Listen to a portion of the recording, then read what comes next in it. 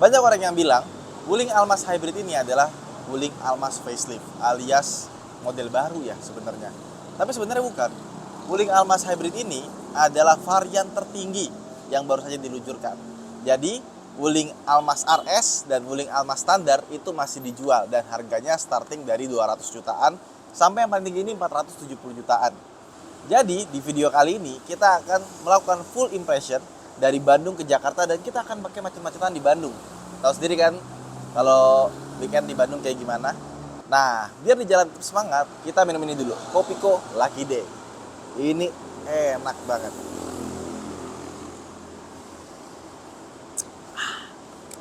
Enak banget emang Kopiko Lucky Day. Yuk, let's go. Nah, sekarang kita udah jalan di Bandung nih ya. Tadi habis dari Autonetcare Bandung, kita mau cari makan dulu. Nah, ini sebenarnya mobil ya. Wuling Almas tanpa embel-embel hybrid atau RS itu udah enak, asli. Suspensinya lembut.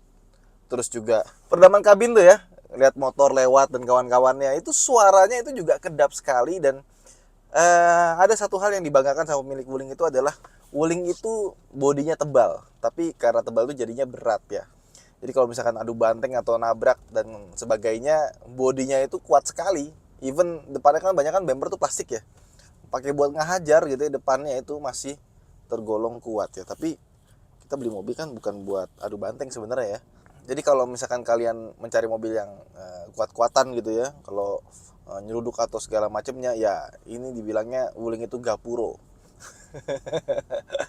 Iya. Tapi di luar itu ya sebenarnya ya, Wuling itu ada kelemahan yang menurut gua cukup mengganggu dan membuat orang tuh mengurungkan niat buat beli Wuling. Yang pertama adalah mobil ini tidak irit, tapi boros. Jadi kalau kita biasa naik Innova bensin yang 2000 cc yang belum Zenix ya, ini sedikit lebih boros dibandingkan dengan itu. Padahal itu aja udah rasanya boros.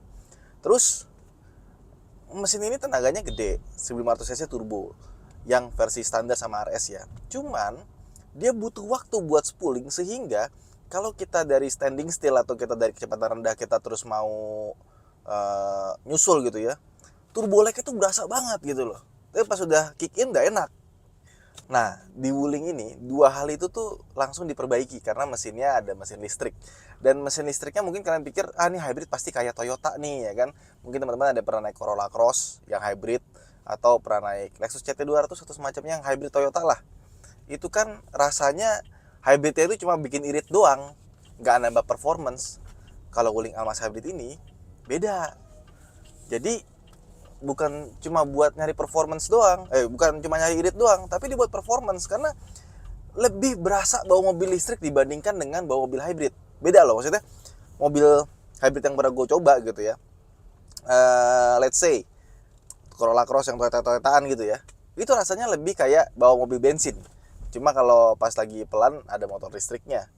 Kalau ini rasanya kayak Nissan Kicks malah, cuma lebih kenceng aja karena dia ini drivetrainnya itu lebih condong ke motor listriknya dibandingkan dengan mesin bensinnya ya.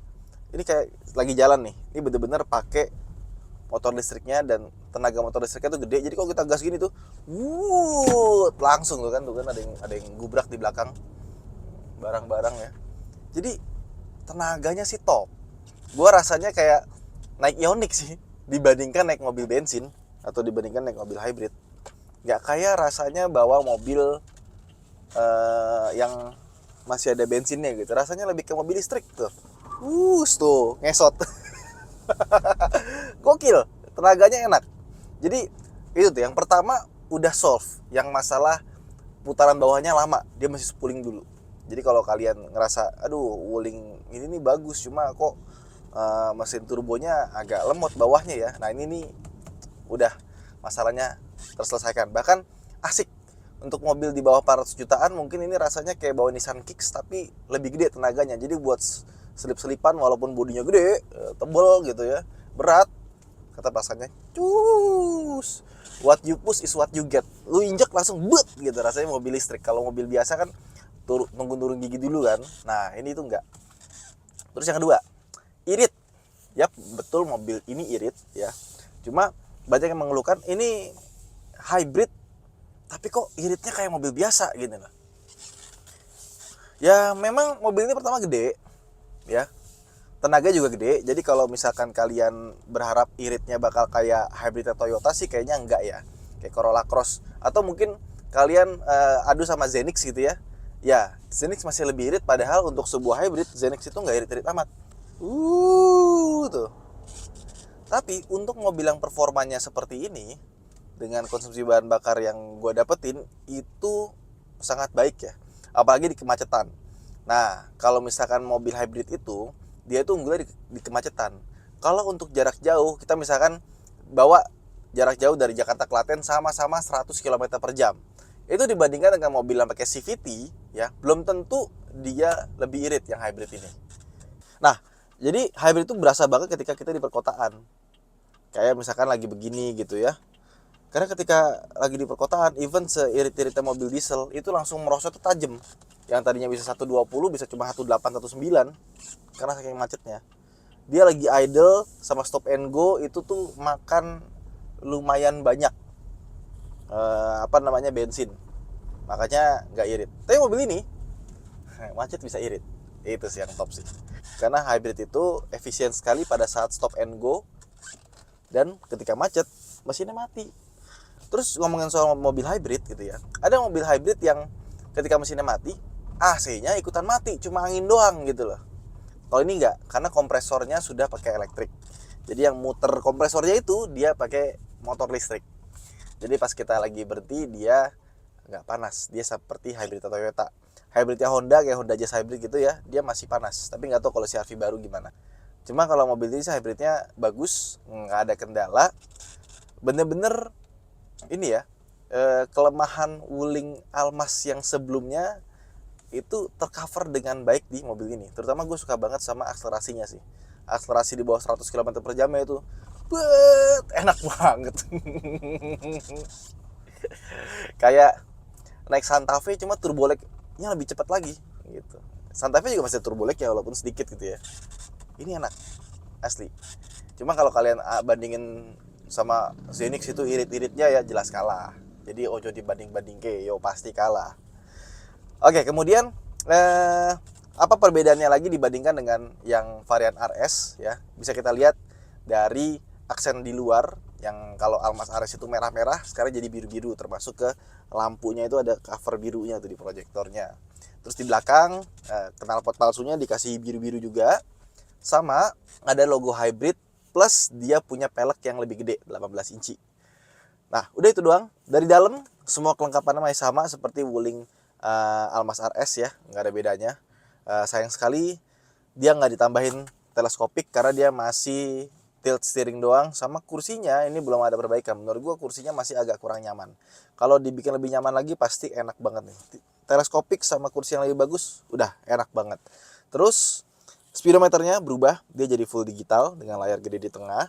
Sama dia masih pakai all auto power window. Sama ininya nih, gear levernya itu berubah menjadi model yang futuristis kayak gini. Dan interiornya sekarang jadi warna beige. Jadi rasanya lebih lega dalamnya. Udah sih, itu aja yang berbeda. Sama menu-menu di sini juga ada sedikit yang berbeda ya. Kontrol kendaraannya lebih banyak, ada EV-EV-annya. Dan ini gue seneng ya, bentuk ininya tuh bagus gitu loh, interface-nya. Cuma sayangnya dia nggak responsif amat gitu ya. Terutama gue agak sebel AC-nya itu, dia itu nggak ada kontrol manualnya gitu. Jadi semuanya touchscreen.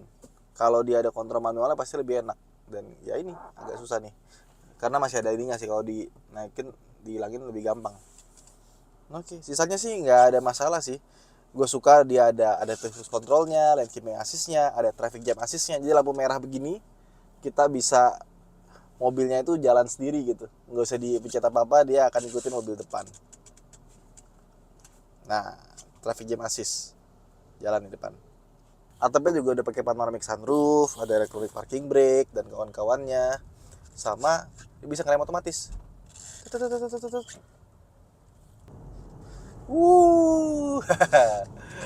Tarikannya sih enak. Mesinnya juga ketika dia butuh tenaga tambahan, dia tuh seamless gitu loh. Nah, ini mobil kalau dari tol, Wuling Almas itu emang nggak pernah mengecewakan ya. Kedap, suspensinya enak, canggih pula, ada adaptive cruise control gitu ya. Pokoknya yang RS ke atas, RS, hybrid, Itu ada cruise control, elektrifikasi dan kawan-kawannya ada semua. Jadi kalau kita di tol itu benar-benar nyantai. Jadi ini baru kita aja riset biar kita tahu berapa sih average-nya kalau di tol.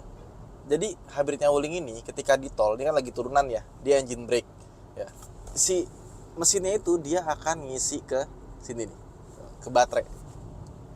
Jadi ketika di kecepatan tinggi dia akan menggunakan hybridnya paralel. Kalau misalkan lagi pelan, dia akan menggunakan hybridnya series. Hybrid series itu kayak Nissan Kicks gitu ya, yang e-Power. Nah, kalau yang paralel itu dia kayak Corolla Cross atau hybrid Toyota. Tapi bisa diganti-ganti sih. Kalau hybrid series nggak bisa jadi paralel, tapi paralel bisa jadi series. Caranya ketika dia lagi kecepatan rendah, dia itu bisa, mesinnya itu cuma bisa menjadi genset aja, nggak terhubung sama roda. Tapi ketika kecepatan tinggi dibutuhkan kekuatan mesin, dia akan menghantarkan tenaga dari mesin langsung ke roda gitu, nggak ke baterai. Dan sekarang ini mesinnya itu ke baterai sama ke roda sekaligus. Enak banget kopi di tol ya, seger langsung. Jadi emang Wuling Almas ini tadinya tuh awal-awal pertama kali keluar tuh ya, pengen bersaing dengan Honda CR-V, dengan Nissan X-Trail, tapi harganya lebih terjangkau. Bayangin, sekarang CR-V harganya berapa? 600 jutaan gitu ya, dan belum hybrid, 1.5 turbo. Dulu mungkin masih 500-an. Si Almas itu keluar dengan harga 300 jutaan dulu. Terus tiba-tiba sekarang keluar versi hybridnya, dan tahun ini katanya CR-V keluar hybrid. CR-V aja sekarang tanpa hybrid 500 jutaan. Dan mobil ini hybridnya 470 jutaan. Memang mahal kalau dibandingkan dengan Almas yang RS atau di bawahnya lagi. Tapi ketika kita bawa di jalan seperti ini gitu ya, di tol, itu baru berasa enaknya. Jadi pas jalan gini ya, selain ada cruise control dan kawan-kawannya yang bikin kita tuh santai di jalan tol, dia tuh secara kenyamanan, suspensinya kena lubang dan kawan-kawannya itu nyaman gitu loh, tik gitu doang. Terus peredaman kabinnya juga bagus. Ini kita lagi di tol, dan di tol ini tuh kalau misalkan kita bawa jalan cepat gitu kan, suara kolong, suara angin tuh berisik ya kan. CR-V aja kalah kedap dibandingkan dengan ini gitu. Jadi dibanding CR-V pun dia masih ada kelebihannya. Memang di versi RS atau di 1.5 turbonya itu dia ada turbo lag di bawah yang agak nyebelin dan boros banget. Tapi ketika naik hybrid ini, ya memang nggak seirit hybrid lainnya, tapi dibandingkan dengan Almas yang biasa ya, yang 1.5 turbo, bisa dibilang ini iritnya 2 kali lipat kali ya. Asli, emang seboros itu sih Almas lama sih. Jadi ketika cobain yang hybrid ini, pasti kalian nggak mau balik ke Almas yang lama. Ya, tapi yang mengesankan tuh sebenarnya buat gue bukan seberapa irit, tapi seberapa cepet, seberapa kenceng dan responsifnya. Dan ketika kita bawa itu emang responsif banget. Terutama gue seneng transmisi si Almas hybrid ini. Dia kan transmisinya khusus buat hybrid. Itu enak banget sih, asli. Mantap sih ini kalau dibawa di jalan kayak gini gitu ya. Ini baru berasa nih ya, emang mobil yang kelasnya mewah gitu loh. Oke, akhirnya kita sampai juga di kantor, dan kesimpulannya gimana? Ya, memang mobil ini jujur untuk sebuah hybrid tidak terlalu irit-irit banget. Kita dapat cuma 15,1 km per liter. Harusnya bisa lebih irit lagi karena hybrid. Tapi mengingat performa yang ditawarkan itu lebih dari yang kita harapkan gitu ya. Wah, udah maghrib. Ya wes, kesimpulannya itu aja. Sampai jumpa di vlog berikutnya. Bye-bye.